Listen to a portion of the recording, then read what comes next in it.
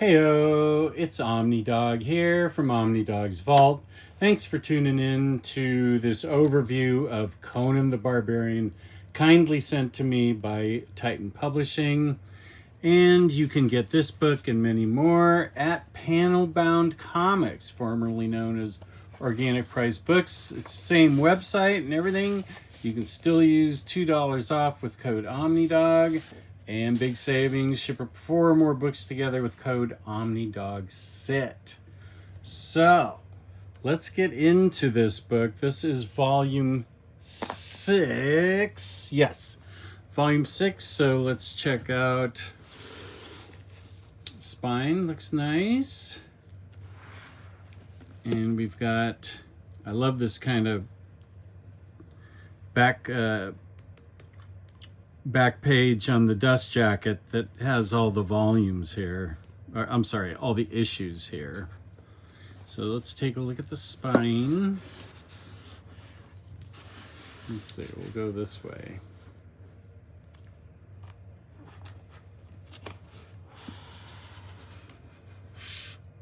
Looks good to me. Nicely done. Okay. And then it is manufacturer standard replay 125. Collecting Conan the Barbarian 150 through 171, annual 8, 9, and What If 43. That's an interesting concept.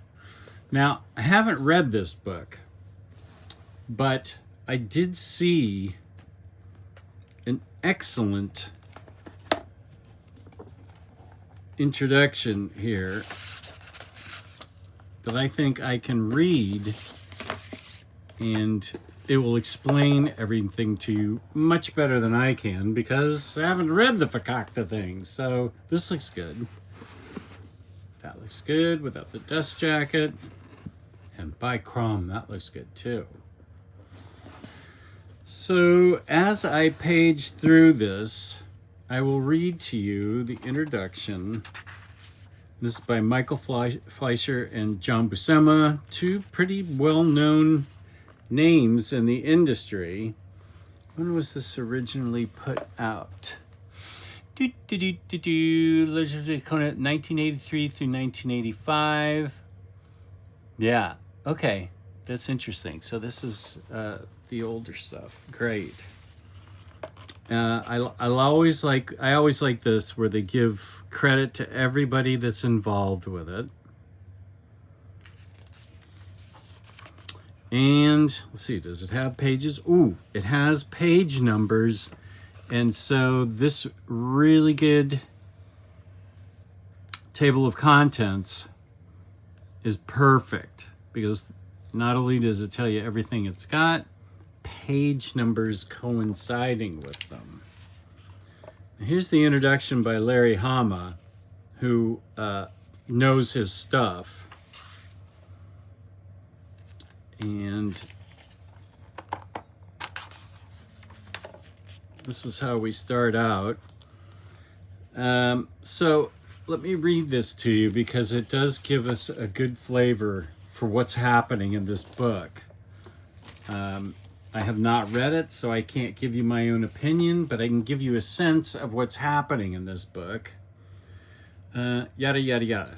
Fleischer's episodic tales of Conan's wanderings brought the barbarian in close contact with a coterie of new threats, including the Doom cult of Gnarok, the scheming Jurgal Zod, the conniving Baron Vrjerzak, and the magic-wielding warrior woman Alhambra from the Cloud City of Akhmat. Legendary art. Ooh, this looks cool. Legendary artist. Legendary artist John Buscema continued to bring the power of his pencil to bear on page after page of flawless figure drawing and barbarian action. Big John even inked his own work on one masterful cover after another, as well as a trio of stories. And when Buscema's brush wasn't adding the final flourishes, Ernie Chan turned in scintillating art, scintillating finished art. So as you see, yeah, I happen to love the art of John Buscema. I really do appreciate when he has a strong female that he's fighting beside. Oh, she's got wings. Freaking frick. I want to read this now. Let's see. Not content to just draw Conan, Buscema also takes a turn as plotter for 5 issues, conceiving exciting exploits from the ground up. Also of note in this volume, artist Gary Kwapis delivers some of his earliest pages on what would become an exemplary body of work on the Conan tales. I like these flying insects. Whoa, he's got flying insects and flying guys and everybody with wings. Who's this blue girl? He's in love with her. She's in love with him. Oh, I like anything winged. Cool. Rounding out this volume are a pair of annuals and a trip with the Watcher into a wild what-if scenario.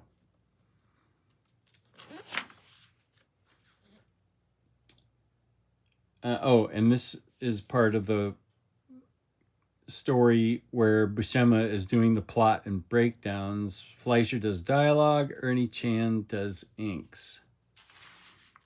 This is beautiful. I say unto thee, I will be reading this. First, writer Christopher Priest and artist Val Myrick spin the tale Dark Night of the White Queen, in which infant twins, touched by sorcery in the age of King Kull, hold the secrets to a rebellion 10,000 later in Conan's Hyborian age. Next, Ernie Chan takes on the full art chores in Fleischer's Wrath of the Shambling Gods. On the seas of the high Arctic regions, Conan and his pirate comrades raid a ship carrying a stone totem of the dreadful god Thorga. But it is a mere totem.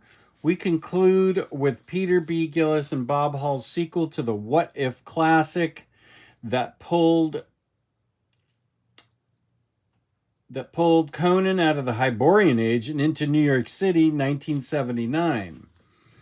What if Conan the Barbarian was stranded in the 20th century? And the answer is, look out, Big Apple, there's a new king in town.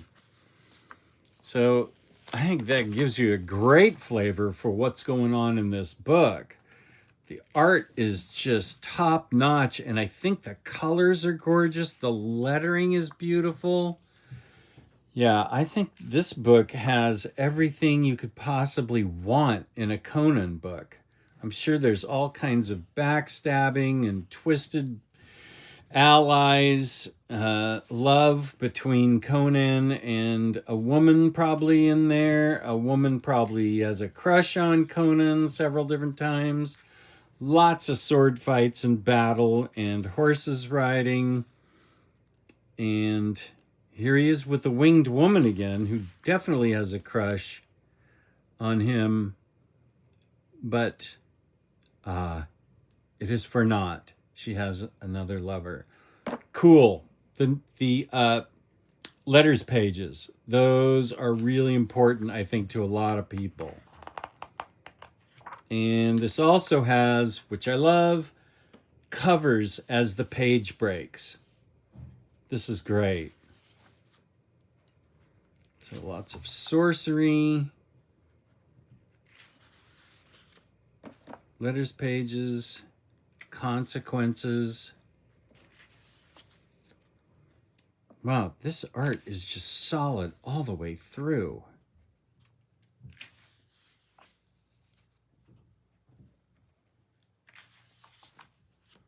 I'd like to take a look at the what if.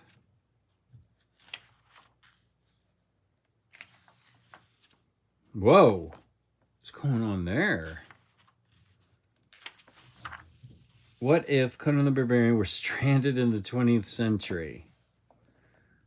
Peter Gillis, Bob Hall pencils, Bob Hall inks.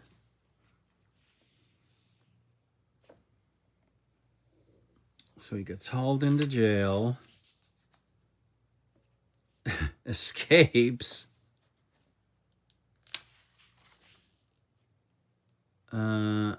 This might be the first thing I read. This is really cool. And of course, they adapted the concept for Savage Avengers, which is one of my fave books of the past 5 years. I'm